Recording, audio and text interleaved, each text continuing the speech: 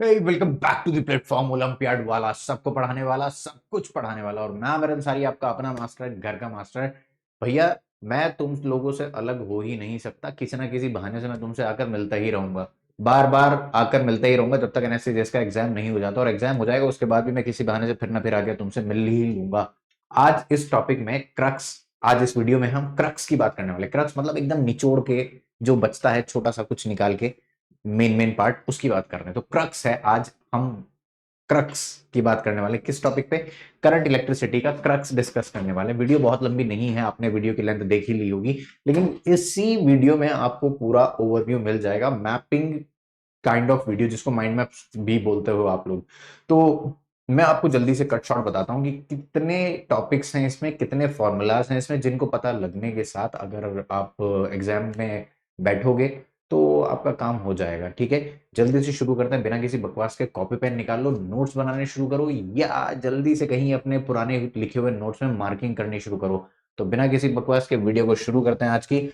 मैं आपको ये बताऊंगा कि इसमें सबसे पहले हम टॉपिक्स का एक ओवरव्यू देख लेते हैं। देखो भाई, आपको डिस्कस करनी है करंट इलेक्ट्रिसिटी। तो करंट इलेक्ट्रिसिटी तक जाने से पहले हमें थोड़ा सा ये डिस्कशन करना है, थोड़ा सा ये डिस्कशन करना है कि यार करंट इलेक्ट्रिसिटी से पहले भी कुछ है क्या। तो करंट इलेक्ट्रिसिटी से पहले है चार्ज। कौन है चार्ज? कौन है? चार्ज है। ये जो चार्ज है, इसके बारे में पेन पेन पेन, हाँ जी, ये जो चार्ज नाम की चीज है, ये बड़ी खतरनाक चीज है। ये चार्ज नाम की जो चीज है बड़ी खतरनाक चीज है। मैं आपको बताता हूँ कि ये अगर रेस्ट पर होता है तो अलग बिहेव करता है, और जब ये मोशन में होता है तो ये अलग बिहेव करता है। बात समझ में आई क्या? जब ये रेस्ट पर होता है तो बाबा, इसके कुछ फिनोमिनाज होते हैं, इसके कुछ फिनोमिनाज होते हैं जिनको हम बेसिकली इलेक्ट्रोस्टैटिक्स कह देते हैं। उन फिनोमिनाज की स्टडी को हम बेसिकली इलेक्ट्रोस्टैटिक्स कह देते हैं। चार्ज पार्टिकल रेस्ट पर होगा तो अलग बिहेव करेगा, और मोशन में है तो अलग बिहेव करेगा। अब मोशन में भी इसके अलग ड्रामे हैं, मोशन में होने के भी इसके अलग ड्रामे हैं। ड्रामे कैसे हैं कि भैया, वो कांस्टेंट वेलोसिटी से चल रहा है, वो कांस्टेंट वेलोसिटी से चल रहा है, या वेरिएबल वेलोसिटी से चल रहा है। समझ में आई बात? Velocity is not constant. तो रेस्ट पर जब है तो इसके कुछ फेनोमेनाज होते हैं। ठीक है, रेस्ट पर जब ये है तो इसके कुछ फिनोमिनाज होते हैं। मैं आपको बताऊं तो क्या फिनोमिनाज होते हैं, कर ही लेते हैं बात। तो बेसिकली आप दो चार्जेस के बीच का इंटरेक्शन पढ़ते हो, दो चार्जेस के बीच का इंटरेक्शन पढ़ते हो यहाँ पर। ठीक है, इंटरेक्शन बिटवीन टू चार्जेस, क्या लिखा? Interaction between two charges, interaction between two charges. बहुत बात नहीं, जल्दी से करेंगे। Interaction between two charges, interaction between two charges, interaction between two charge objects या point charge bodies, point charges, interaction between two charge object. मैं फिलहाल कह रहा हूँ पॉइंट चार्जेस हैं या कोई और ऑब्जेक्ट है, इसकी बात अभी करेंगे। ठीक है बाबा, तो interaction between two charge objects या point charges, interaction between two charges में यहां पर कहकर अभी आगे चलूंगा। Interaction between two charges.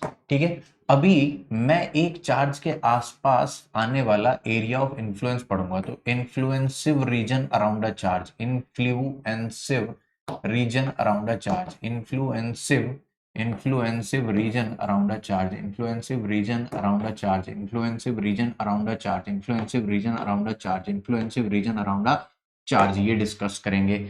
और बाबा, ये सिर्फ तब है जब चार्ज पार्टिकल रेस्ट पर है। जब चार्ज पार्टिकल कैसा है? रेस्ट पर है, तब डिस्कशन चल रहा है इसका। और फिर इस चार्ज की वजह से किसी एक पॉइंट पर हम पोटेंशियल का डिस्कशन करते हैं। किसका डिस्कशन करते हैं? पोटेंशियल का डिस्कशन करते हैं। तो इलेक्ट्रिक पोटेंशियल मतलब ये ऐसा है कि किसी पॉइंट पर इस चार्ज की क्या एबिलिटी है, किसी पॉइंट पर इस एक चार्ज की, इलेक्शन लिख दिया मैंने, इस एक चार्ज की इस पॉइंट पर एनर्जी के टर्म्स में अगर हम बात करें तो इसका कितना पोटेंशियल है इस पॉइंट पर कि दूसरा ऑब्जेक्ट अगर आए तो कितनी एनर्जी बनेगी इन दोनों की आपस में। इंट्रैक्शन एनर्जी एक अलग बात है, इंट्रैक्शन फोर्स एक अलग बात है, इंट्रैक्शन एनर्जी एक अलग बात है। लेकिन मैं कह रहा हूं वो पोटेंशियल क्या है इस पॉइंट पर इस चार्ज की वजह से कि दूसरा चार्ज अगर आकर उस पर बैठ जाए तो एनर्जी बन जाए। समझ में आई बात? तो इलेक्ट्रिक पोटेंशियल कहूंगा मैं इसको, क्या कहूंगा? Electric potential. Electric potential, electric potential, electric potential at a point, इसका डिस्कशन रहता है। Electric potential at a point का डिस्कशन रहता है। Electric potential at a point का डिस्कशन रहता है। और एक डिस्कशन है इलेक्ट्रिक पोटेंशियल एनर्जी का। किसका डिस्कशन है? इलेक्ट्रिक पोटेंशियल एनर्जी का एक डिस्कशन है। इलेक्ट्रिक पोटेंशियल एनर्जी का एक डिस्कशन है। इलेक्ट्रिक पोटेंशियल एनर्जी का डिस्कशन है। तो ये सारे फिनोमिनाज हम कहते हैं कि ये इलेक्ट्रोस्टैटिक्स की देन है। मतलब इसको हम कह देते हैं इलेक्ट्रोस्टैटिक्स। क्या कह देते हैं मेरे बच्चे? इलेक्ट्रोस्टैटिक्स कह देते हैं। इलेक्ट्रोस्टैटिक्स, इलेक्ट्रोस्टैटिक्स कह देते हैं। जब v कांस्टेंट है तो ये चार्जेस फ्लो करने लगे। ये चार्जेस क्या करने लगे? फ्लो करने लगे, मूव करने लगे, एक जगह से दूसरी जगह पर मूव करने लगे। ठीक है, और कुछ बातें तो नहीं रह गई यहाँ पे। बस फिलहाल एनएससी जिस पॉइंट ऑफ व्यू से आपको इतना ही ध्यान रखना है कि ये टॉपिक्स होते हैं। बात समझ में आई आपको? और v कांस्टेंट, जब v कांस्टेंट है, जब v क्या है? कांस्टेंट है। कांस्टेंट वेलोसिटी से चार्ज पार्टिकल मूव कर रहे हैं एक पॉइंट से दूसरे पॉइंट पर, तो यहां पर एक फिजिकल क्वांटिटी बनती है जिसको आप क्या कहोगे? इलेक्ट्रिक करंट कहोगे। क्या कहोगे? इलेक्ट्रिक करंट, इलेक्ट्रिक करंट कहोगे। Electric current. जब चार्ज v कांस्टेंट से चलने लगते हैं तो यहां पर एक फिजिकल क्वांटिटी बनती है जिसको मैं क्या कहता हूं? इलेक्ट्रिक करंट कहता हूं। उनके फ्लो होने की वजह से एक फिजिकल क्वांटिटी जन्म लेती है वहां, जिसको हम उस जो एक मीनिंगफुल फिजिकल क्वांटिटी, जिसके डिस्कशन से बहुत सारी बातें बनती हैं। लेकिन वो कब आती है? जब चार्ज पार्टिकल कांस्टेंट वेलोसिटी से चल रहे हो, कांस्टेंट वेलोसिटी से मूव कर रहे हो, तो एक फिजिकल क्वांटिटी को हम डिस्कस करते हैं जिसका नाम है इलेक्ट्रिक करंट। इलेक्ट्रिक करंट, ठीक है, इलेक्ट्रिक करंट। ये v कांस्टेंट वाली जो दुनिया है, ये v कांस्टेंट वाली, v वेरिएबल वाली जो दुनिया है, चार्ज पार्टिकल की वेलोसिटी वेरिएबल वाली जो दुनिया है, ये एक अलग फील्ड है, इन डिस्कशन से अलग है। क्योंकि ऐसी एक बात आपने कई बार वीडियोस में सुनी होगी या टीचरों ने बताई होगी आपको, मास्टर लोगों ने। ठीक है, मैंने भी आपको कई बार जब जब बात हुई है इस बात का, आपको एक आइडिया दिया है कि जब चार्ज पार्टिकल रेस्ट पर होता है तो वहां पर इन्फ्लुएंसिव रीजन जो होता है वहां पर सिर्फ और सिर्फ इलेक्ट्रिक फील्ड होती है। लेकिन एक चार्ज पार्टिकल अगर कांस्टेंट वेलोसिटी से चल रहा हो तो वहां पर इलेक्ट्रिक फील्ड भी होती है और साथ में मैग्नेटिक फील्ड भी होती है। ठीक है, इलेक्ट्रिक फील्ड भी होती है और मैग्नेटिक फील्ड भी होती है। ठीक है, इलेक्ट्रिक करंट की बात है ये, इलेक्ट्रिक करंट की बात है ये। इलेक्ट्रिक करंट, चार्ज पार्टिकल जो कांस्टेंट वेलोसिटी से चल रहे हैं, इसके पास दो चीजें आ गई हैं, इलेक्ट्रिक फील्ड भी है और मैग्नेटिक फील्ड भी है। यहां पर क्या होता है? जब चार्ज पार्टिकल कांस्टेंट वेलोसिटी से नहीं चल रहा होता, वेरिएबल वेलोसिटी से चल रहा होता, कभी बढ़ती हुई और कभी घटती हुई, तो यहां पर तीन चीजें आ जाती हैं। एक आ जाती है इलेक्ट्रिक फील्ड, एक आ जाती है मैग्नेटिक फील्ड और एक आ जाती है आपकी रेडिएशन। रेडिएशन, तो ये तो हमारे सिलेबस के बाहर की बात है, इसके बारे में अभी हम बात नहीं करेंगे। तो करंट इलेक्ट्रिसिटी, करंट इलेक्ट्रिसिटी तक पहुंचने के लिए, अच्छा यहाँ पर जो फिजिकल क्वांटिटी करंट बनी है, अब इसकी वजह से जो आगे चीजें बनती हैं, क्या कि करंट डिस्ट्रीब्यूशन, करंट डिस्ट्रीब्यूशन समझना बहुत जरूरी है। करंट डिस्ट्रीब्यूशन समझना बहुत जरूरी है। और यहाँ पर एक टर्म होती है, एक लॉ होता है ओम्स लॉ, जो कि बहुत इंपॉर्टेंट है। ठीक है, वो करंट किस तरीके से कहाँ कितना डिवाइड होगा ऐसा समझ लो आप। रेजिस्टेंस वगैरह का डिस्कशन समझ लो आप कि रेजिस्टेंस की वजह से करंट कहाँ कितना डिस्ट्रीब्यूट हो रहा है। तो ये सब बेसिकली इस करंट इलेक्ट्रिसिटी से जुड़े टॉपिक हैं। बात समझ में आ गई क्या आपको? ये सब करंट इलेक्ट्रिसिटी से जुड़े टॉपिक हैं। तो ये हमारा है पूरा करंट इलेक्ट्रिसिटी का डिस्कशन। आओ जल्दी से हम एक छोटा सा ओवरव्यू ले लेते हैं इन सभी चीजों का, इन सभी चीजों का ओवरव्यू ले लेते हैं जो जो इस चैप्टर में है। उस सब का डिस्कशन कर लेते हैं। ठीक है, करंट डिस्ट्रीब्यूशन, और यहाँ पर एक एनर्जी का भी बहुत इंपॉर्टेंट डिस्कशन है, energy distribution, energy consumption, energy distribution, energy consumption, energy distribution, energy consumption, current distribution. ठीक है, सेल, बैटरी, इन सब के बारे में बात होती है। तो सबसे पहले मैं आपसे इसी सीक्वेंस में बात करूंगा, इंटरेक्शन बिटवीन टू चार्जेस के बारे में बात करूंगा। किसके बारे में बात करूंगा? इंटरेक्शन बिटवीन टू चार्जेस के बारे में बात करूंगा। ठीक है बाबा?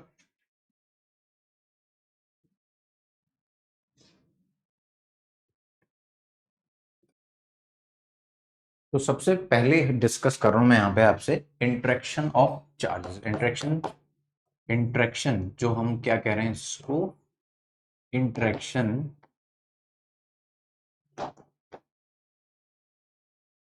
Between two charges, interaction between two charges. ठीक है बाबा, ये क्या है? ये सबसे पहले हमें बताया था कूलम्ब्स लॉ ने। किसने बताया था? COUL कूलम भैया ने हमें बताया था। कूलम्स लॉ इसको फॉर्मुलेट करता है। क्या फॉर्मूला आता है इसको? हम सिर्फ फॉर्मूलाज की बात करेंगे ताकि हम कम से कम टाइम में इस पूरे चैप्टर को समेट लें। तो क्या होता है, वो कह रहा है कि पॉइंट चार्जेस हैं, स्टैटिक हैं, रुके हुए हैं। पॉइंट चार्जेस हैं, स्टैटिक हैं, रुके हुए हैं। Q1 Q2 और R डिस्टेंस से सेपरेट हैं। किससे सेपरेट है? R डिस्टेंस से सेपरेट हैं।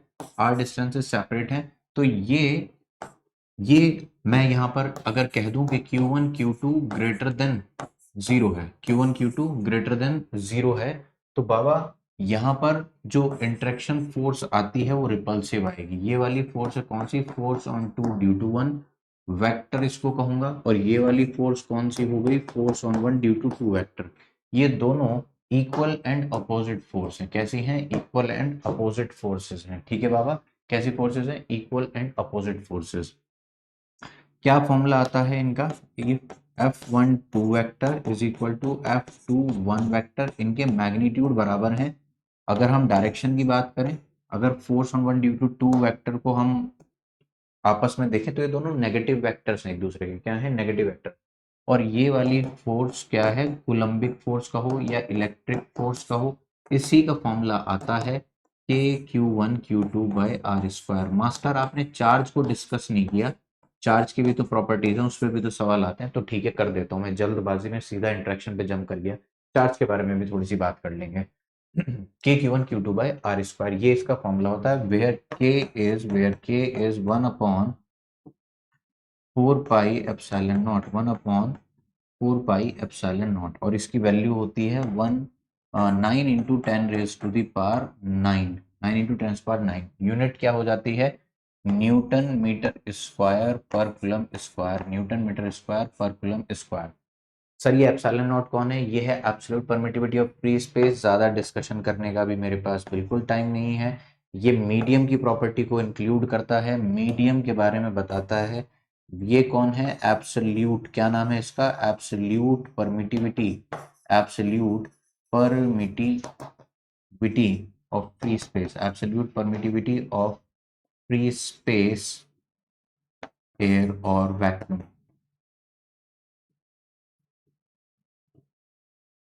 VACUUM।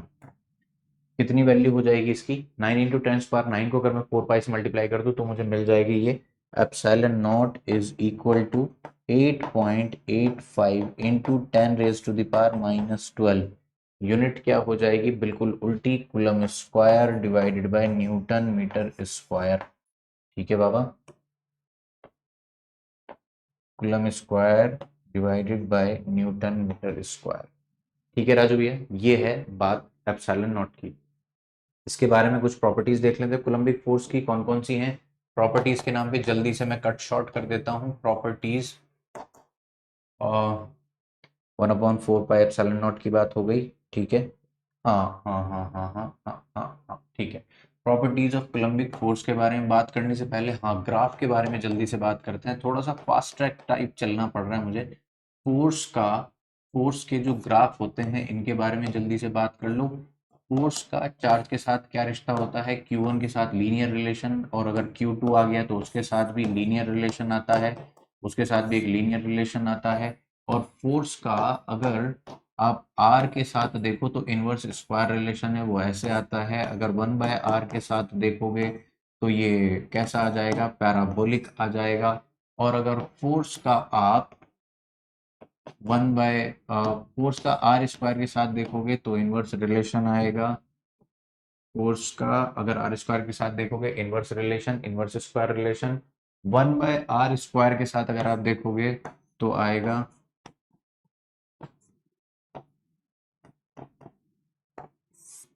स्ट्रेट लाइन 1/r² आएगा तो आएगा स्ट्रेट लाइन। ये थे 6 ग्राफ जो अक्सर सामने आ जाते हैं, ठीक है। और इसके बाद इस कोलम्बिक फोर्स, ये कौन है, एफ कौन है, कोलम्बिक फोर्स है। इस कोलम्बिक फोर्स की कुछ प्रॉपर्टीज हैं, properties of coulombic force, properties of coulombic force, properties of coulombic force. सुनो, नंबर 1, ये एक एक्शन रिएक्शन पेयर है। सबसे पहली बात, ये क्या है, एक्शन रिएक्शन पेयर है।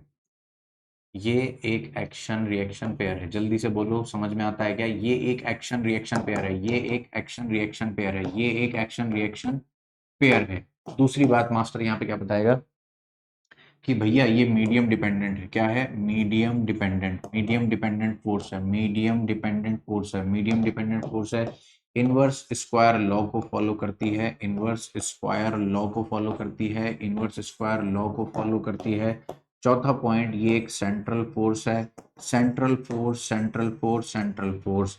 पांचवा पॉइंट, ये एक कंजर्वेटिव फोर्स है, ये एक कंजर्वेटिव फोर्स है, ये एक कंजर्वेटिव फोर्स है, ये एक कंजर्वेटिव फोर्स है। 6 नंबर की अगर मैं बात कर दूं, medium dependent, inverse square, central force, conservative force. और और दो चार्जेस की जो इंटरेक्शन होती है ये इस बात पे डिपेंड नहीं करती कि तीसरा चार्ज वहां पर है या नहीं है। Q1 Q2 के बीच का जो इंटरेक्शन होता है वो इस बात पे डिपेंड नहीं करता कि Q3 Q4 वहां है या नहीं है, ठीक है। लेकिन 7 पॉइंट में कहूँ कि net force on a particular charge, मैं सिर्फ जो बोल रहा हूँ आप सुनते रहो, net force on a particular charge depends on the presence और एब्सेंस ऑफ अदर चार्जेस, ठीक है। एक चार्ज पार्टिकल पर नेट फोर्स कितनी है ये इस बात पे डिपेंड करती है कि वहां पर कितने चार्ज पार्टिकल, लेकिन दो चार्जेस के बीच का जो इंटरेक्शन है वो इस बात पे कतई डिपेंड नहीं करता कि वहां पर कितने चार्जेस हैं, ठीक है। ये बात समझ में आती है, प्रॉपर्टीज की बात हो गई।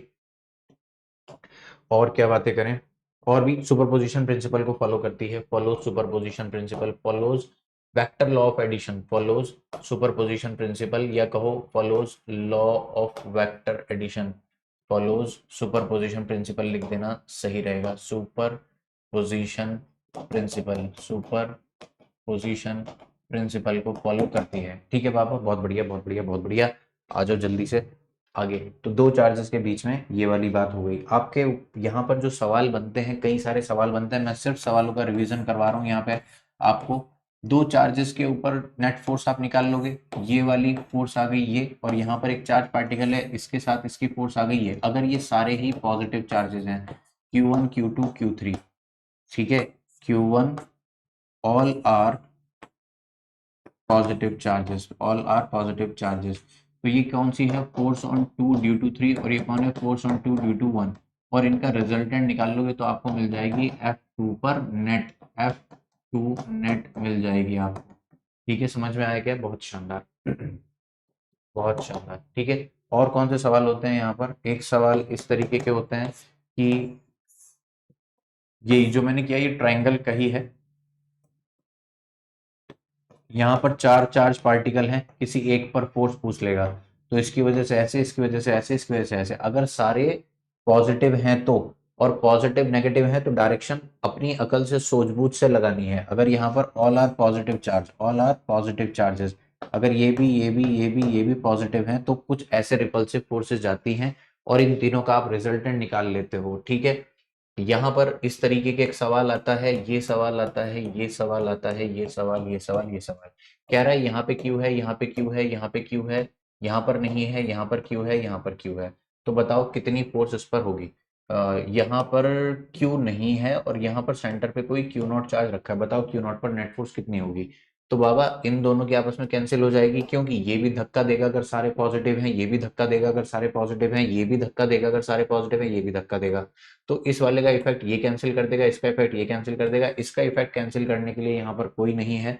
तो सिर्फ और सिर्फ जो इंटरेक्शन फोर्स आती है वो इन दोनों के बीच में, इस पर इन दोनों की वजह से जो होती है वही नेट फोर्स बन जाती है। इस तरीके के सवाल बहुत कॉमन है, पूछे ही जाते हैं।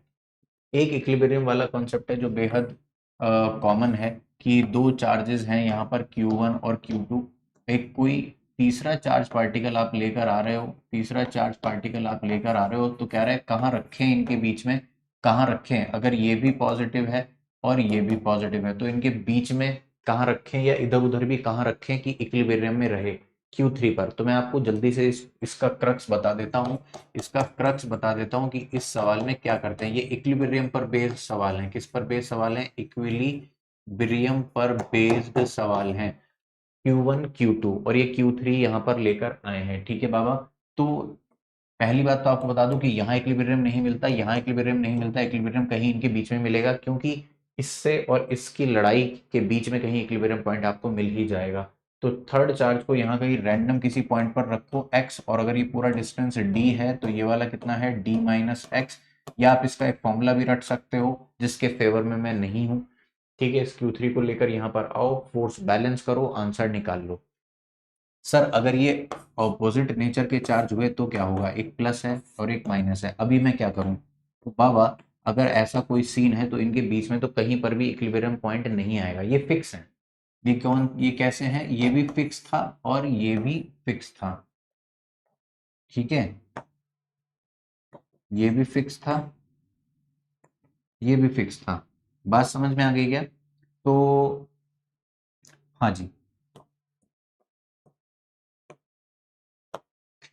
इनके बीच में तो कहीं इक्विलिब्रियम पॉइंट आएगा ही नहीं। इधर भी पॉसिबल है और इधर भी पॉसिबल है, पॉसिबल दोनों तरफ है। लेकिन एक बात पे डिपेंड करती है बात, अगर Q1 इधर भी हो सकता है इधर भी, depending upon the magnitude of charges.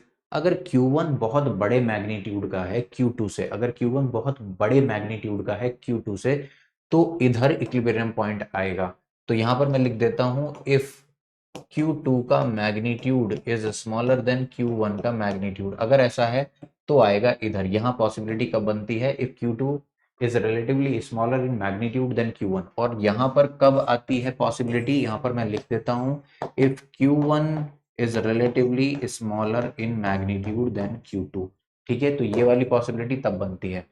तो क्या हम याद कर लें कि बाबा अगर लाइक चार्जेस हैं तो इक्विलिब्रियम पॉइंट कहीं उनके बीच में आता है। It doesn't matter what what's the nature of third charge to be placed at equilibrium point, इसके बारे में आपको ये नेचर के कोई पता लगना जरूरी नहीं है। Q3 का नेचर पॉजिटिव हो नेगेटिव हो, इक्विलिब्रियम पॉइंट वहीं आएगा जहां आता था। ठीक है, ये दोनों नेगेटिव हो तब भी वही बात होने वाली है। ठीक है, फिक्स होने चाहिए, लाइक चार्जेस होने चाहिए, इक्विलिब्रियम पॉइंट उनके बीच में आएगा, बीच में आएगा, बीच में कहीं पर भी आ सकता है। और बीच में आप जहां कहीं इक्विलिब्रियम पॉइंट ढूंढ रहे हो वहां पे चाहे पॉजिटिव चार्ज रखो चाहे नेगेटिव चार्ज रखो, कोई फर्क नहीं पड़ता। ठीक है, नेक्स्ट, यहां पर Q1 और Q2 फिक्स हैं लेकिन ऑपोजिट नेचर के हैं, अनलाइक चार्जेस हैं। क्या हैं? अनलाइक चार्जेस हैं।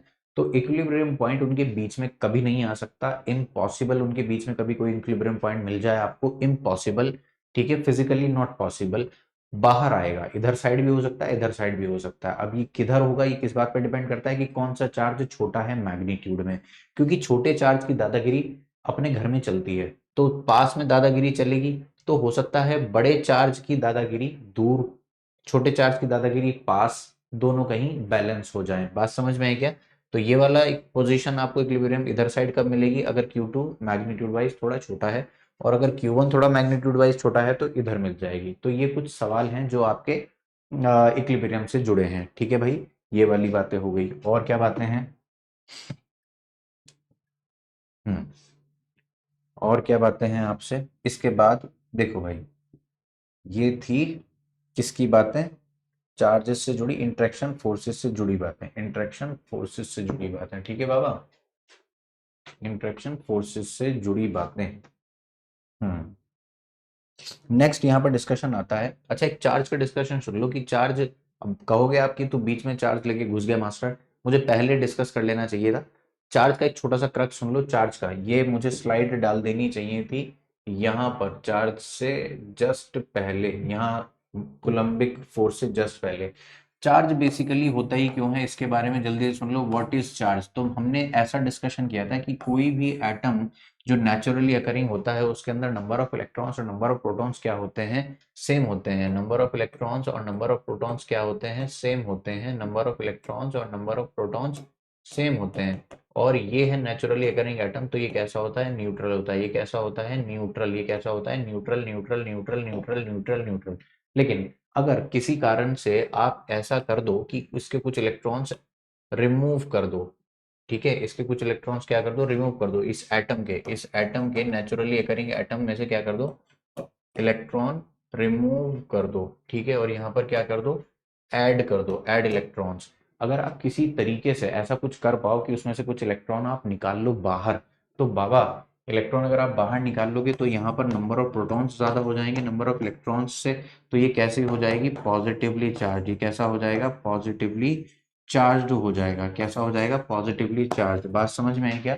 और अगर आप ऐड इलेक्ट्रॉन कर दोगे, क्या कर दोगे, इलेक्ट्रॉन को ऐड कर दोगे, तो यहाँ पर नंबर ऑफ इलेक्ट्रॉन ज्यादा हो जाएंगे नंबर ऑफ प्रोटॉन से, और ये कैसा हो जाएगा, नेगेटिवली चार्ज, ये कैसा हो जाएगा, नेगेटिवली चार्ज हो जाएगा। बात समझ में आई आपको? तो किसी भी बॉडी का चार्ज होना इस बात पर डिपेंड कर रहा है कि वहां पर नंबर ऑफ इलेक्ट्रॉन्स ज्यादा हैं या कम है। अगर number of electron number of proton से ज्यादा है, अगर number of electron number of proton से ज्यादा है, तो वो हो जाएगा नेगेटिवली चार्ज, और किसी तरीके से अगर आप वहां पर नंबर ऑफ इलेक्ट्रॉन्स कम कर दो, तो वो हो जाएगा पॉजिटिवली चार्ज, मतलब उसमें से कुछ इलेक्ट्रॉन आप निकाल के बाहर ले आओ, तो वो कैसा हो जाएगा, पॉजिटिवली चार्ज हो जाएगा। समझ में आती है बात आपको? बहुत बढ़िया।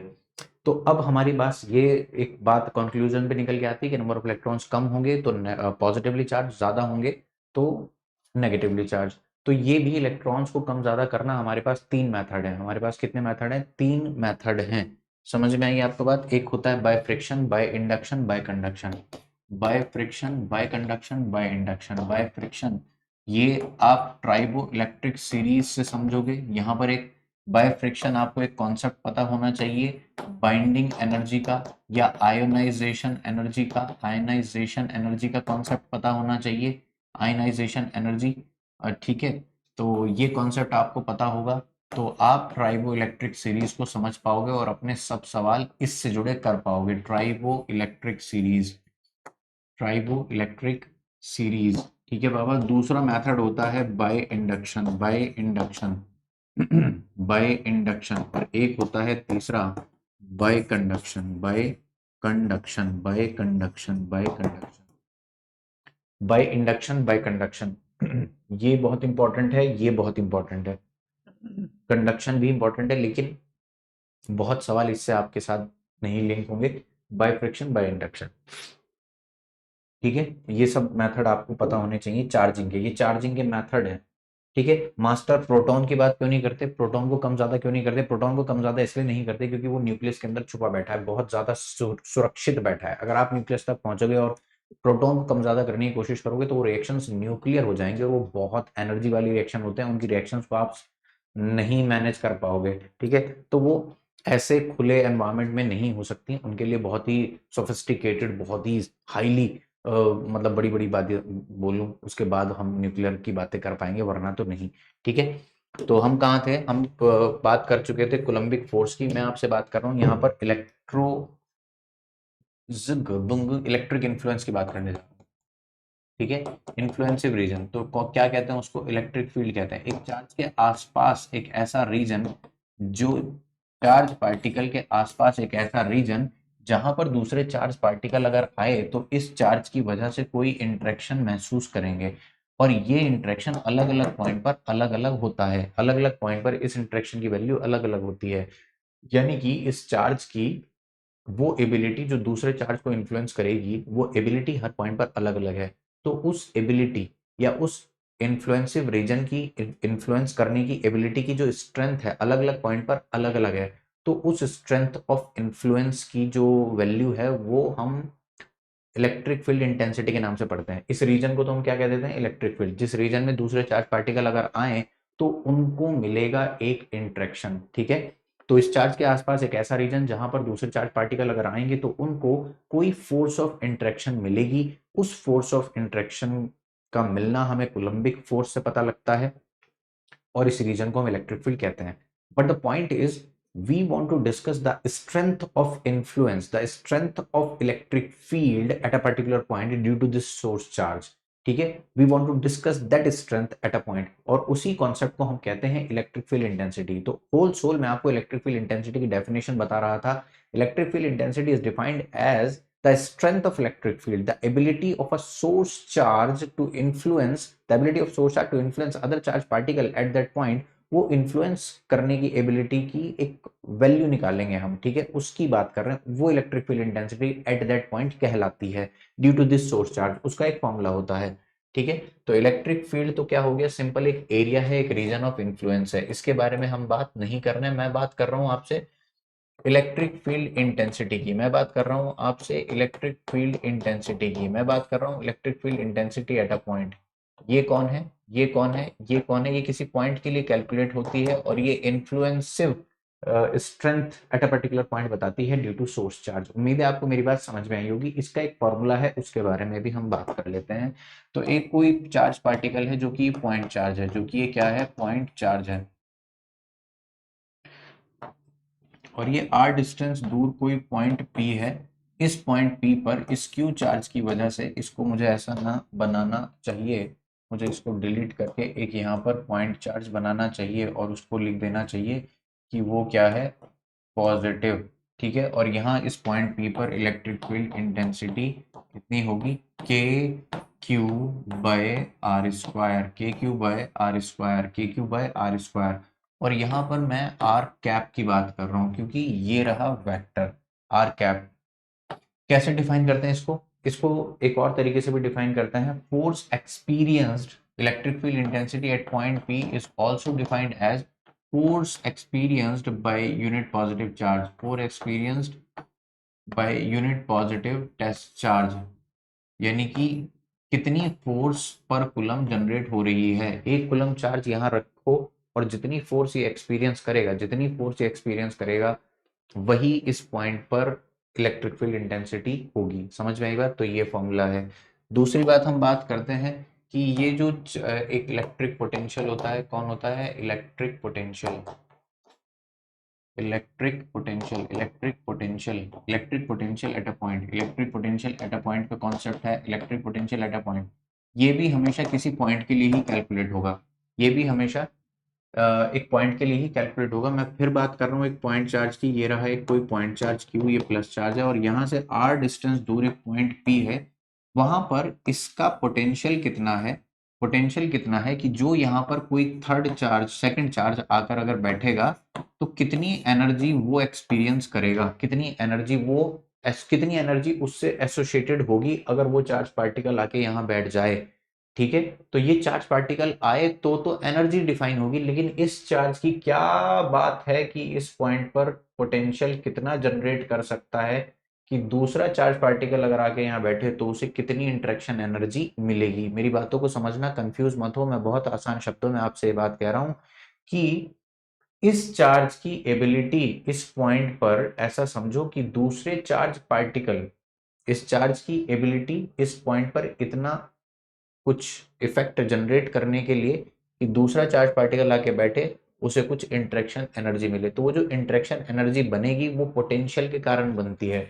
तो इस पॉइंट पर ये कितना पोटेंशियल जनरेट कर सकता है, इस अलग पॉइंट पर ये कितना पोटेंशियल जनरेट कर सकता है, कितना पोटेंशियल जनरेट कर सकता है, कितना पोटेंशियल जनरेट कर सकता है। तो ये बातें सोर्स चार्ज से जुड़ी हैं, यहाँ पर कोई सेकंड चार्ज का रोल नहीं है, लेकिन सेकंड चार्ज अगर आके यहाँ पर बैठेगा तो उसकी एनर्जी जरूर डिफाइन होगी उस सेकंड चार्ज की। जैसे कि मैं इसको ऐसे समझाता हूँ कि भैया कुर्सी का पोटेंशियल होता है, पोस्ट का पोटेंशियल होता है, और जो आदमी उस पोस्ट पे जाके बैठता है उसकी एनर्जी डिफाइन होती है। जैसे आईएएस की कुर्सी है तो उस कुर्सी का पोटेंशियल है, उस पोजीशन का पोटेंशियल है, सिस्टम ने उस पोजीशन को कुछ ताकतें दे रखी हैं, कुछ बातें वहां से डिफाइन होती हैं। तो सिस्टम में उस पॉइंट पर कितनी, उस पॉइंट की क्या इंपॉर्टेंस है, ठीक है, सिस्टम में उस पॉइंट की क्या इंपॉर्टेंस है, उस पॉइंट को कितनी अलॉट कर रखी हैं ताकतें कि कोई आके अगर उस पर बैठे तो वो उन ताकतों का इस्तेमाल करके कितनी एनर्जी से काम कर सकता है। समझ में आई बात, इस तरीके से कुछ पैरेलल में इसको समझाता हूं। तो पोजीशन के लिए पोटेंशियल डिफाइन होता है और वो पोटेंशियल इस चार्ज की वजह से है, और वो पोटेंशियल एक ऐसी चीज है कि अगर कोई चार्ज पार्टिकल उससे आके जुड़ता है, उस पोटेंशियल को एक्सपीरियंस करता है, तो एनर्जी जनरेट होती है। क्या जनरेट होती है, एनर्जी, और उस एनर्जी को आप इस्तेमाल कर सकते हो। समझ में आई बात। जैसे कि ग्रेविटेशनल हाइट, इस हाइट का पोटेंशियल है, अब यहाँ पर आके 1 kg मास रखा होगा तो mgh, 1gh, अगर यहाँ 10 किलो का रखा होगा तो 10gh। समझ में आई बात। तो इस पॉइंट की पोटेंशियल है और इस पे जो मास आगे बैठेगा वो पोटेंशियल एनर्जी डिफाइन करेगा। तो पोटेंशियल एनर्जी उस मास के लिए डिफाइन होती है और इस पोजीशन के लिए पोटेंशियल डिफाइन होता है। तो पोटेंशियल कितना होगा इस पॉइंट पी पर, उसको मैं डिनोट करता हूँ वी से। तो पॉइंट पी पे जो पोटेंशियल बनता है मेरे भाई, वो बनता है के क्यू बाय स्मॉल आर। के क्यू बाय स्मॉल आर, के क्यू बाय स्मॉल आर, के क्यू बाय स्मॉल आर, के क्यू बाय स्मॉल आर, के क्यू बाय स्मॉल आर। क्या यूनिट बनती है इसकी? जूल पर कूलम। इसको फिजिकली कैसे डिफाइन करते हैं कि 1 कूलम चार्ज को यहाँ तक लाने में जितना वर्क डन होगा, इंफिनिटी से यहाँ तक लाने में जितना वर्क डन होगा, वो होता है इस पॉइंट का पोटेंशियल। 1 कूलम चार्ज को इंफिनिटी से यहाँ तक लाने में इस चार्ज के इन्फ्लुएंस में लेकर आए हो कांस्टेंट वेलोसिटी से, कांस्टेंट वेलोसिटी से, कांस्टेंट वेलोसिटी से, कांस्टेंट वेलोसिटी से, कांस्टेंट वेलोसिटी से। समझ में आया क्या? साउंड इफेक्ट के साथ। 1 कूलम चार्ज को इन्फिनिटी से उठाकर यहाँ तक ला रहे हैं कांस्टेंट वेलोसिटी से, तो जितना वर्क डन आपका होगा इसको यहाँ तक लाने में, वही आपका वर्क डन इस पॉइंट का पोटेंशियल कहलाता है। ठीक है बाबा? तो अब ये पोटेंशियल, और एक होता है potential difference, electric potential difference, electric potential difference, electric potential difference. Electric potential difference क्या होता है कि दो पॉइंट पे, यानी कि यहाँ पे इस पॉइंट चार्ज की वजह से ये प्लस क्यू था, ये चार्ज R1 है और ये डिस्टेंस R1 है, ये डिस्टेंस R2 है। तो पॉइंट ए पॉइंट बी, तो पॉइंट ए का जो पोटेंशियल है वो क्या हो जाएगा? K Q by R one, K Q by R one. और बी का पोटेंशियल क्या हो जाएगा? K Q by R two, K Q by R two. तो V A minus V B क्या हो जाएगा आपका? के क्यू 1/R1 माइनस 1/R2। समझे आप? बी ए माइनस बी बी। तो ये पोटेंशियल डिफरेंस है। अब ये बात पोटेंशियल डिफरेंस क्यों पढ़ाई आपने? वो इसलिए पढ़ाई भैया कि पॉजिटिव चार्ज कहाँ से, ये वाला हाइयर पोटेंशियल है, ये वाला लोअर पोटेंशियल है। तो पॉजिटिव चार्ज अगर यहाँ के बैठा तो वो ए से बी जाएगा, और नेगेटिव चार्ज आके बैठा तो वो बी टू ए जाएगा। तो पॉजिटिव चार्ज की टेंडेंसी होती है हाई पोटेंशियल से लो पोटेंशियल जाने की, और नेगेटिव चार्ज की टेंडेंसी होती है लो पोटेंशियल से हाई पोटेंशियल जाने की। तो बस अब यही कारण था चार्जेस के फ्लो का, और चार्जेस फ्लो जैसे ही बना तो आपने क्या पढ़ लिया? करंट इलेक्ट्रिसिटी को पढ़ लिया, करंट इलेक्ट्रिसिटी को पढ़ लिया। करंट की डेफिनेशन पढ़ लो। करंट की डेफिनेशन क्या होती है? करंट, करंट इलेक्ट्रिक करंट की डेफिनेशन क्या होती है? इलेक्ट्रिक करंट की डेफिनेशन क्या होती है? इलेक्ट्रिक करंट की डेफिनेशन क्या होती है? इलेक्ट्रिक करंट की डेफिनेशन क्या होती है? Electric current I, electric current I ये होता है किसी वायर में से चार्ज फ्लो हो रहा है, तो एक पर्टिकुलर पॉइंट से कितना चार्ज फ्लो हुआ टाइम टी में, कितने टाइम में? टाइम टी में कितना चार्ज यहाँ से फ्लो हुआ, वो बता रहा है। वो डिफाइन करेगा करंट को, वो डिफाइन करेगा करंट को। चार्ज क्यू टाइम टी, तो आई क्या बन जाता है? Q by T. आई बन जाता है क्यू बाई टी। ठीक है, और यूनिट क्या हो जाती है? Coulomb per second. क्या बन जाती है? Coulomb per second. और ये क्या बन जाता है? एम्पेयर। एम्पेयर यूनिट इसकी बन जाती है। तो 1 एम्पेयर का मतलब क्या समझोगे? 1 कूलम चार्ज 1 सेकंड में किसी वायर से 1 एम्पेयर करंट फ्लो कर रहा है, तो उसका मतलब क्या समझते हो आप? कि उस वायर में किसी पर्टिकुलर पॉइंट से 1 कूलम चार्ज 1 सेकंड में फ्लो होता है, 1 सेकंड में 1 कूलम चार्ज फ्लो होता है। बात समझ में आई आपको? तो आप क्या कहोगे उसको? 1 एम्पेयर। 5 एम्पेयर का क्या मतलब है? 5 कूलम चार्ज 1 सेकंड में फ्लो हो रहा है, तो ये क्या हो गया? करंट हो गया, electric current, electric current. 5 coulomb charge 5 ampere, 5 coulomb charge in 1 second. ठीक है, और 10 कूलम चार्ज इन 2 सेकेंड, कुछ भी समझ लो आप। Per unit time, charge phloem per unit time, rate of flow of charge. इस करंट की बात आपको समझ में आई। इसके बाद यहाँ पर करंट डेंसिटी कुछ चीजें होती हैं। करंट टाइप्स ऑफ मटेरियल की बात करें तो कंडक्टर, सेमीकंडक्टर, इंसुलेटर होते हैं। ये किस बात पर डिफाइन होते हैं? एनर्जी बैंड डायग्राम पे डिपेंड होते हैं। करंट डेंसिटी, किसी भी वायर में जो करंट फ्लो हो रही है, करंट फ्लो हो रही है, और ये जो एरिया क्रॉस सेक्शन है, तो करंट डिवाइडेड बाय एरिया, ये बन जाती है करंट डेंसिटी। क्या बन जाती है? करंट डेंसिटी बन जाती है current per unit area, current per unit area. ठीक है बाबा? हम्म। Cause of electric current in conductor, cause of electric current in conductor क्या होता है? Potential difference. अगर किसी कंडक्टर से आपको करंट फ्लो करवाना है तो पोटेंशियल डिफरेंस क्रिएट कर दीजिए उसके अक्रॉस। कितना डिफरेंस क्रिएट करेंगे? जितना डिफरेंस क्रिएट करोगे उतना ज्यादा चार्ज फ्लो होगा, जितना ज्यादा डिफरेंस क्रिएट करोगे उतना ज्यादा करंट फ्लो होगा। ये बात बताई हमें ओम्स लॉ ने। किसने बताई? ओम्स लॉ ने। करंट इलेक्ट्रिसिटी का एक फॉर्मूला आप समझ लो, यहीं पर करंट इलेक्ट्रिसिटी का एक फॉर्मूला होता है NEAVD। NEAVD इसके कुछ फॉर्मूलाज देख लो कि ये कोई कंडक्टर है, इसके अंदर यहाँ पर एक बैटरी आपने लगाई है बेसिकली, और या ये कह दो कि आपने कोई पोटेंशियल डिफरेंस V क्रिएट किया है, ठीक है। L इसकी लेंथ है, ठीक है, और यहाँ पर जो इलेक्ट्रॉन्स हैं वो कहाँ से कहाँ जा रहे हैं, नेगेटिव टू पॉजिटिव जा रहे हैं किसी ड्रिफ्ट वेलोसिटी से VD से। VD क्या होती है, E toe by M. Sir ये E कौन है, इलेक्ट्रिक फील्ड, और ये टॉ कौन है, रिलैक्सेशन टाइम। दो, जब चार्ज पार्टिकल चलता है तो कोलाइड भी करता है इधर उधर, ठीक है, और कोलाइड करता है तो उन दो कोलिजन के बीच में कुछ टाइम लगता है जिसको हम रिलैक्सेशन टाइम कहते हैं। तो इसका फॉर्मूला हो जाता है ई टॉ बाय एम। ये ड्रिफ्ट वेलोसिटी का फॉर्मूला है, किसका फॉर्मूला है, ड्रिफ्ट वेलोसिटी का फॉर्मूला है, ड्रिफ्ट वेलोसिटी का। तो ड्रिफ्ट वेलोसिटी कौन है, एवरेज वेलोसिटी, जिस वेलोसिटी से इलेक्ट्रॉन मूव करता है उसका फॉर्मूला है ई टॉ बाय एम, ठीक है। और करंट का फॉर्मूला क्या होता है, NEAVD। NEAVD यहां से अगर आप ध्यान से देखो तो NEAVD, VD की जगह मैं रख रहा हूं ई टॉ बाय एम, तो NE² AE toe by M. तो ओम्स लॉ तक पहुंच ही चुके हैं, ध्यान से देखो, ओम्स लॉ तक पहुंच ही चुके हैं, ध्यान से देखो क्या है यहाँ पर बात, I is equal to NE²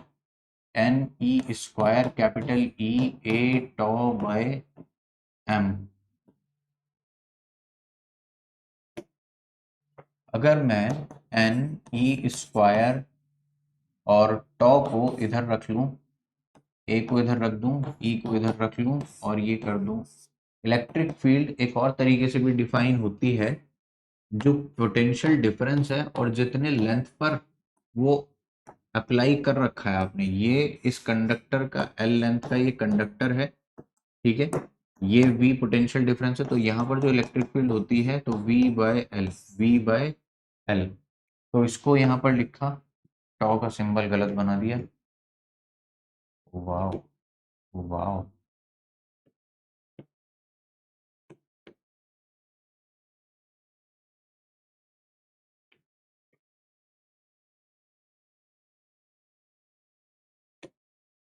तो यहाँ पर टॉ का सिंबल गलत बना दिया। तो ये वाली चीजें तो सब कांस्टेंट है, तो NE² टॉ बाय एम, ए यहीं रहने दो और E को लिख दो V/L। तो बाबा ये V कौन है, पोटेंशियल डिफरेंस है, और ये कौन है, करंट। तो यहाँ से इन दो चीजों में डायरेक्ट रिश्ता आया है, जिसको हम इस रिश्ते को बताने के लिए ओम्स लॉ को आज तक इज्जत दी जाती है कि ये है ओम्स लॉ। ये क्या है, ओम्स लॉ। ये क्या है, ओम्स लॉ। ये क्या है, Ohm's law. I is equal to NE² tau A V/L। तो ये इन दोनों के बीच में जो रिश्ता है ये ओम्स लॉ को डिफाइन करता है कि current flowing through the conductor is directly proportional to the potential difference applied, is directly proportional to the potential difference applied across the conductor, ठीक है। और ये जो कांस्टेंट है, ये सब कांस्टेंट है कंडक्टर के लिए, एक पर्टिकुलर कंडक्टर के लिए, तो ये कांस्टेंट है, ये क्या है, एक कांस्टेंट। और कांस्टेंट कौन सा, वो ये वाला I is equal to constant into V। अब इस कांस्टेंट का नाम है कंडक्टेंस, इस कांस्टेंट का नाम है कंडक्टेंस, कंडक्टेंस। और वहीं दूसरी तरफ अगर आप इसको ऐसे देख लो, अगर आप इसको ऐसे देखो कि सारी चीजें उधर पहुंचा दो, तो ये कौन बन जाता है, L डिवाइडेड बाय, एक M मिसिंग है यहाँ पर, L L divided by NE² tau ए। अगर ये इधर चला गया और इधर रह गया तो आज भी ये कांस्टेंट है, लेकिन I के साथ अगर कांस्टेंट होता है तो मैं उसको क्या कह देता हूँ, रेजिस्टेंस कह देता हूँ। इसको वैसे G से डिनोट करते हैं, मैंने कांस्टेंट के नाम पे C लिख दिया था। तो यहाँ पर ये V है और ये जो कांस्टेंट है ये कौन है, रेजिस्टेंस है, ये कौन है, रेजिस्टेंस है, ये कौन है, रेजिस्टेंस है। तो V is equal to I R, ये है Ohm's law. V is equal to I R, ये क्या है, ओम्स लॉ। लेकिन एक कंडीशन उसने दी गई, एट कांस्टेंट टेम्परेचर। ये के साथ उसने एक बात बोली कि एट कांस्टेंट टेम्परेचर, टेम्परेचर क्या रहना चाहिए, कांस्टेंट रहना चाहिए। अगर टेम्परेचर बदला तो मैं बात खराब हो जाएगी। बस टेम्परेचर और प्रेशर वगैरह कांस्टेंट रहना चाहिए। फिजिकल कंडीशन आसपास की, ऐसा नहीं कि आप उसके ऊपर हथौड़े बजा रहे हो, भले टेम्परेचर नहीं चेंज कर रहे हो तो उसके ऊपर हथौड़े बजा रहे हो, ऐसा वैसा भी नहीं कर सकते आप। ठीक है, तो ये वाली बातें थी ओम्स लॉ से जुड़ी। ओम्स लॉ से जुड़ी ये बातें थी। तो रेजिस्टेंस का फॉर्मूला आपके पास क्या आ गया? रेजिस्टेंस का फॉर्मूला यहाँ से क्या आ गया आपके पास? M L divided by N E square tau A. और ये जो बची हुई चीज है ये तो मटेरियल पे डिपेंड करती है, और इसको आप क्या कहते देते हो? रो, जिसको क्या कहते हैं? रेजिस्टिविटी। क्या कहते हैं? रेजिस्टिविटी। रेजिस्टिविटी। ठीक है बाबा। रेजिस्टेंस का टेम्परेचर के साथ एक रिश्ता होता है। रेजिस्टेंस का टेम्परेचर के साथ एक रिश्ता होता है। रेजिस्टेंस के साथ टेम्परेचर के साथ एक रिश्ता होता है।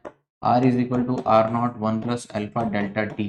किसी कंडक्टर का टेम्परेचर अगर आप डेल्टा टी से चेंज कर रहे हो और उसका जो थर्मल कोएफिशिएंट ऑफ रेजिस्टेंस है, थर्मल कोएफिशिएंट ऑफ रेजिस्टेंस है वो अल्फा है, ये मीडियम की प्रॉपर्टी होती है।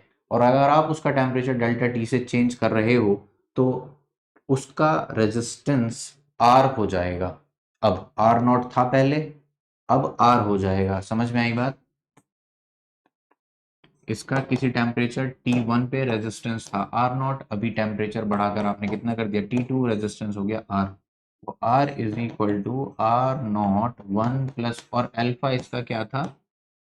Thermal coefficient of resistance. ठीक है, और ये क्या हो जाएगा? T2 minus T1।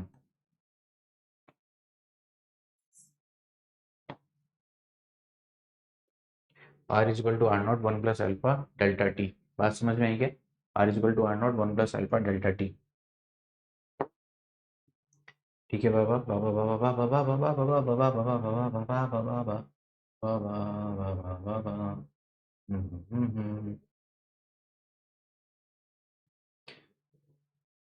एक होता है केसीएल। आपका केसीएल क्या कहता है? केसीएल ये कहता है कि बाबा किसी पॉइंट पर जितने भी करंट आ रहे हैं उन सब का सम, आ रहे हैं या जा रहे हैं, I1 I2 I1 I2 I3 सब निकाल ही दोगे तो मास्टर आएगा क्या? I4 को ले आओ अंदर, I5 को ले आओ अंदर। तो वो यही कह रहा है इन सब का सम क्या हो जाएगा? इस पॉइंट पर जीरो हो जाएगा, क्योंकि ये चार्ज कंजर्वेशन पर बेस्ड है। किस पर बेस्ड है? Charge conservation. मतलब न चार्ज इन है न चार्ज आउट है। आई एम सॉरी, मतलब जितना चार्ज इन है उतना ही चार्ज आउट है। तो चार्ज कंजर्वेशन पर बेस्ड है। चार्ज स्टोरिंग कैपेसिटी इस पॉइंट पर नहीं है। एंटरिंग करंट आप नेगेटिव साइन के साथ लोगे और positive and living current positive के साथ, बस इतना ध्यान रखना है। तो यहाँ पर नेगेटिव कौन कौन हो गई? Entering current is taken as negative, इसको ले लो और इसको ले लो, ये नेगेटिव हो गई। और पॉजिटिव कौन हो गई आपके पास? ये वाली और ये वाली। ठीक है, इन सबको ऐड करो, सम जीरो आएगा। बहुत ही बढ़िया बात है, सम आएगा जीरो। ऐसे ही आपका एक केवीएल होता है, लूप होता है। ये क्या कह रहा है? ये एनर्जी कंजर्वेशन पर बेस्ड होता है। ये केवीएल किस पर बेस्ड होता है? एनर्जी कंजर्वेशन पर बेस्ड है। किस पर बेस्ड है? एनर्जी कंजर्वेशन पर बेस्ड है। एनर्जी कंजर्वेशन पर बेस्ड है। बात समझ में आई आपको? एनर्जी कंजर्वेशन पर बेस्ड है भाई, बहुत ही बढ़िया बात है। ठीक है, एनर्जी कंजर्वेशन पर बेस्ड है।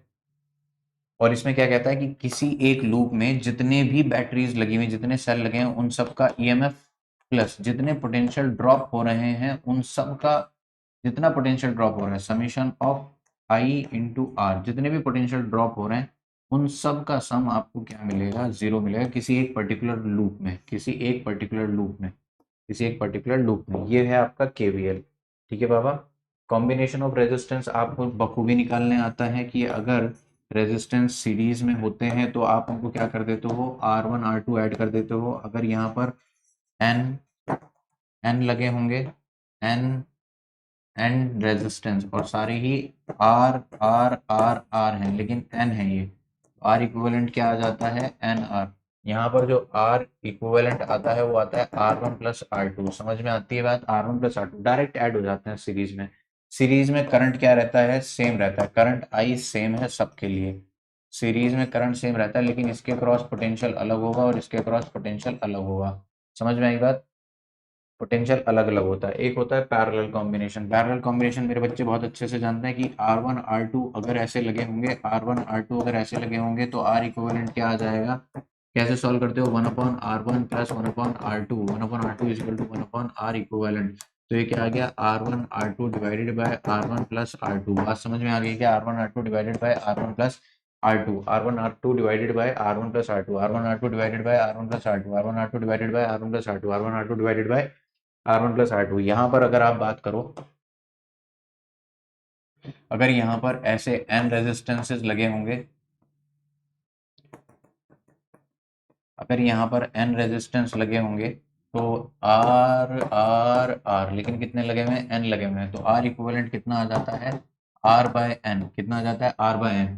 इन सभी के क्रॉस पोटेंशियल तो सेम होगा, इन सभी के क्रॉस पोटेंशियल तो सेम होगा, V। लेकिन करंट सब में अलग अलग जाएगी। अगर करंट यहाँ से I आ रही है तो I by n, I by n, I by n, I by n, current 1/n हो जाएगी। इसी तरह यहाँ पर अगर सीरीज में मैं बात करूं कि पोटेंशियल यहाँ पर V लगा हुआ था n रेजिस्टेंस के ऊपर, लेकिन सारे आइडेंटिकल थे, तो यहाँ पर कितना हो जाएगा, V/n, V/n, V/n, V/n। ये फास्ट ट्रैक टाइप वीडियो जिन्होंने पढ़ रखा उन्हीं को थोड़ा सा क्रक्स समझ में आएगा भाई, प्लीज ध्यान से सुनो मेरी बात। पैरेलल कॉम्बिनेशन भी हो गया।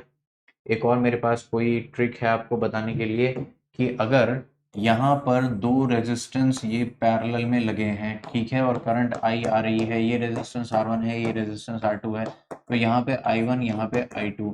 तो I1 आप कैसे लिखते हो, total current divided by R1 plus R2। Baba direct लिख सकते हैं आप, R2 से मल्टीप्लाई कर दो, I1 निकालने के लिए R2 से मल्टीप्लाई, और I2 निकालने के लिए I को डिवाइड कर दो R1 R2 से सम से, और R1 से मल्टीप्लाई कर दो। समझ में आ गई के बाद, तो बाबा ये करंट डिवीजन का रूल है, ठीक है। इसी तरह सीरीज में अगर पोटेंशियल डिवाइड करना हो, ये R1 है और ये R2 है, ये R1 है, ये R2 है, इसके क्रॉस आ रहा है V1 और इसके क्रॉस आ रहा है V2। तो यहाँ से अगर V पोटेंशियल है इनके अक्रॉस, आपको ये बात पता है, तो आप क्या करो, V1 लिखने के लिए क्या करो, V divided by R1 plus R2 और सीधा R1 से मल्टीप्लाई, और अगर V2 लिखना है तो V को कर दो R1 R2 से डिवाइड, R2 को R2 के सम से और R2 से कर दो मल्टीप्लाई। बात समझ में आई आपको, तो ये हैं कुछ बातें, ठीक है।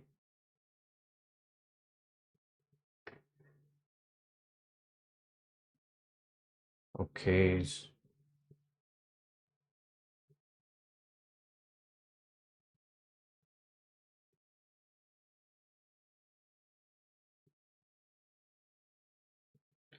बात कर लेते हैं जूल्स लॉ ऑफ हीटिंग की।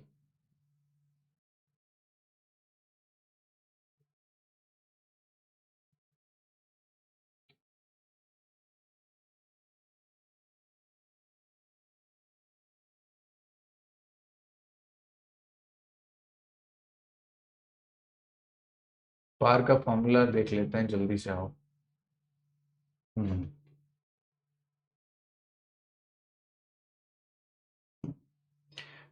देखो भाई,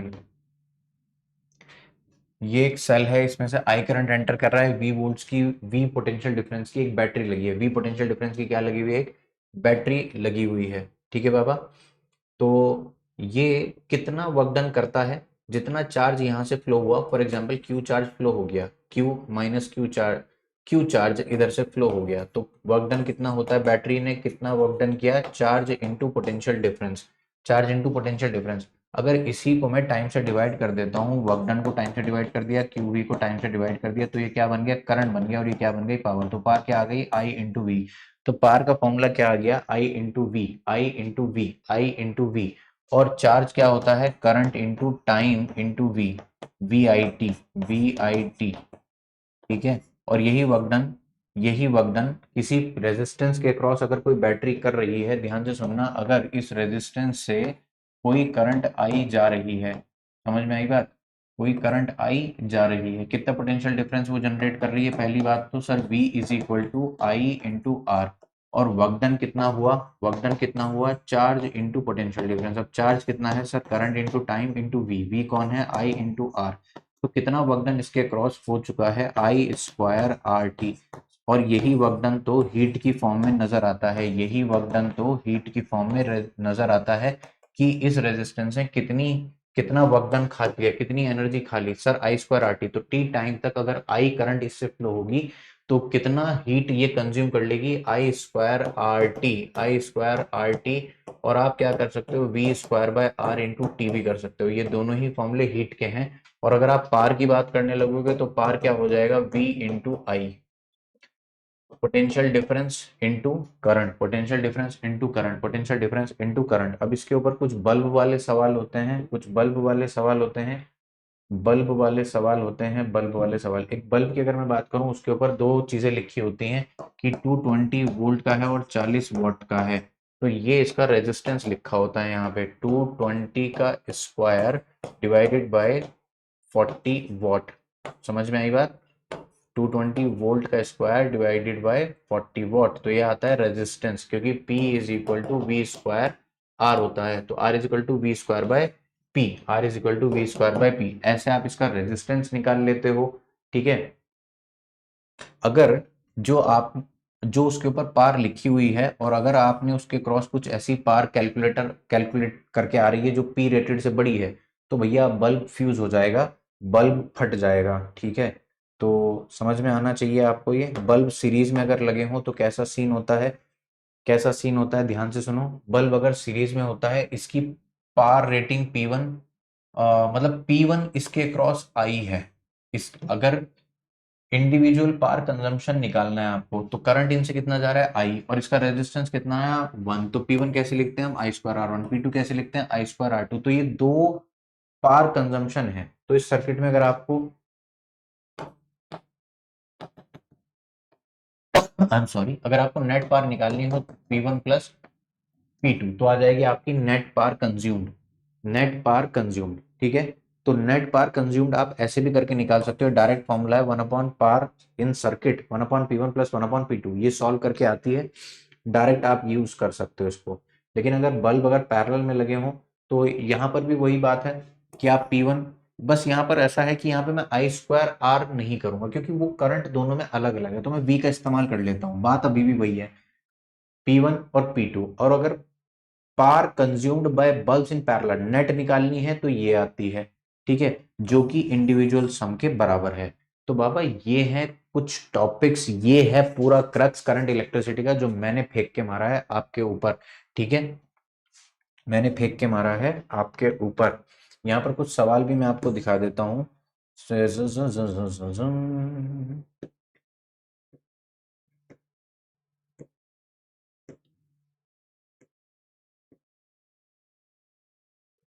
हाँ, एक गैल्वेनोमीटर की बात कर लेते हैं। गैल्वेनोमीटर एक ऐसा डिवाइस है, गैल्वेनोमीटर एक ऐसा डिवाइस है जो क्या करता है, करंट के मेजरमेंट्स को बताता है, स्मॉल मैग्नीट्यूड्स ऑफ करंट को मेजर करता है और उनकी करंट की डायरेक्शन बताता है। ऐसे वैसे कुछ काम है गैल्वेनोमीटर की। बात समझ में आई क्या? उसकी निडल जो होती है वो डिफ्लेक्शन होगी, बताती है कि करंट किस डायरेक्शन में फ्लो कर रहा है और कितना फ्लो कर रहा है। ठीक है बाबा, ये वाली बात हो गई। और एक डिवाइस होता है आपके पास एमीटर, इसका काम होता है करंट को मेजर करना, इसका काम होता है करंट को मेजर करना। सर यही तो गैल्वेनोमीटर का भी होता है। गैल्वेनोमीटर थोड़ा सा ड्रामे करता है, वो वोल्टमीटर की तरह भी इस्तेमाल कर लिया जाता है और एमीटर की तरह भी बना देते हैं इसको। लेकिन इसके साथ एक सबसे बड़ा ड्रॉबैक है कि ये छोटे मैग्नीट्यूड के करंट बताता है। एमीटर को हम ऐसा डिजाइन करते हैं कि वो बड़े मैग्नीट्यूड्स के करंट भी आपको आसानी से बता देता है। समझ में आई आपको बात? तो एमीटर क्या है, लार्जर वैल्यूज ऑफ करंट को भी मेजर कर लेता है। ये कैसे होता है, मतलब ये जो कैसे बनता है, इसके साथ हम, ये हमेशा सीरीज में लगाया जाता है, क्योंकि करंट सीरीज में चेंज नहीं होता। तो किसी भी ब्रांच में अगर हमें करंट पता लगाना है, तो इसको जाके हमें उसके साथ लगाना होता है सीरीज में ही, वही करंट इससे भी पास होती है और ये उसको पता लगा लेता है। लेकिन कंडीशन क्या है, इसका रेजिस्टेंस बहुत कम होना चाहिए। ठीक है, यहाँ पे कहीं लिखा भी होगा, जिस ब्रांच में करंट को मेजर करना है, उसी ब्रांच में जाकर उस एमीटर को लगा दो, उस एमीटर को लगा दो, तो आपको क्या मिल जाएगा, उस ब्रांच में करंट मिल जाएगी। उस ब्रांच में क्या मिल जाएगी, करंट मिल जाएगी। ठीक है बाबा, करंट मिल जाएगी। ठीक है, बहुत बढ़िया, करंट मिल जाएगी। और एक होता है वोल्टमीटर। वोल्टमीटर के बारे में ऐसी बातें कही जाती हैं कि जिस भी दो पॉइंट के बीच में आपको पोटेंशियल डिफरेंस पता लगाना है, उन दो पॉइंट्स के अक्रॉस इस वोल्टमीटर को लगा दो, उन दो पॉइंट के अक्रॉस उस वोल्टमीटर को कनेक्ट कर दो। बात समझ में आ गई क्या? और इसका रेजिस्टेंस बहुत हाई रखा जाता है। क्यों हाई रखा जाता है? क्योंकि जिस ब्रांच में आप इसको पैरेलली कनेक्ट कर रहे हो, तो उस ब्रांच का कोई करंट ये ड्रॉ ना कर ले, मतलब कोई करंट बाहर ना निकाल ले, विड्रॉ ना कर ले उससे। क्योंकि जिस ब्रांच में आप, यहाँ पर आपको दिख रही होगी कि इस ब्रांच में मैं करंट फ्लो करवा रहा हूँ, इस ब्रांच में कोई करंट फ्लो हो रहा है, ऐसे जा रहा है, और आपको इस रेजिस्टेंस के क्रॉस पोटेंशियल डिफरेंस पता लगाना था, तो आपने क्या किया, वोल्ट मीटर लाके इन 2 पॉइंट के अक्रॉस कनेक्ट कर दिया, कनेक्ट कर दिया, कनेक्ट कर दिया। अब अगर यही करंट जो जा रही थी वो इसका मल्टीप्लाई होके इसके क्रॉस पोटेंशियल डिफरेंस बनता था V, लेकिन अगर आपने इसके क्रॉस वोल्ट मीटर लगा दिया और वोल्ट मीटर का रेजिस्टेंस ज्यादा है, तो बाबा कम है, तो करंट इधर से भी चली जाएगी। अब ये तो चेंज हो गई, तो हमें ऐसा रखना है कि वोल्ट मीटर का रेजिस्टेंस बहुत हाई रखना है, ताकि वो इसमें से करंट ड्रॉ ना करे। मेरी बात समझ में आई आपको, कि करंट जो जा रहा था वो इसी में से जाता रहे, तो वोल्ट मीटर का रेजिस्टेंस बहुत हाई रहता है। वोल्ट मीटर का रेजिस्टेंस क्या रहता है, बहुत हाई रहता है। वोल्ट मीटर का रेजिस्टेंस क्या रहता है, बहुत हाई रहता है। ठीक है, और ये 2 पॉइंट के बीच में पोटेंशियल डिफरेंस मेजर करने के काम में आता है। 2 पॉइंट के बीच में पोटेंशियल डिफरेंस मेजर करने के काम में आता है। ठीक है, ठीक है, ठीक है, ठीक है मेरे भाई। तो ये सारा क्रक्स था। मैं ऐसे तो बड़ी दुनिया है मेरे पास, मैं आपको क्या क्या बताऊं, लेकिन बात थी कि वीडियो को 40 से 50 या 60 मिनट के अंदर समेटना था, तो मैं इतना ही कर सकता था फिलहाल। तो मैं आपसे लेना चाहूंगा अलविदा मेरे बच्चों, और फिर एक और वीडियो के साथ मैं आपसे मिलूंगा जल्दी ही, very soon, very soon, very soon. ठीक है, तब तक के लिए alrighty then, see you soon, वो बॉय, एंजॉय, पढ़ते रहो, पढ़ाते रहो, मजे करते रहो, आग लगाते रहो।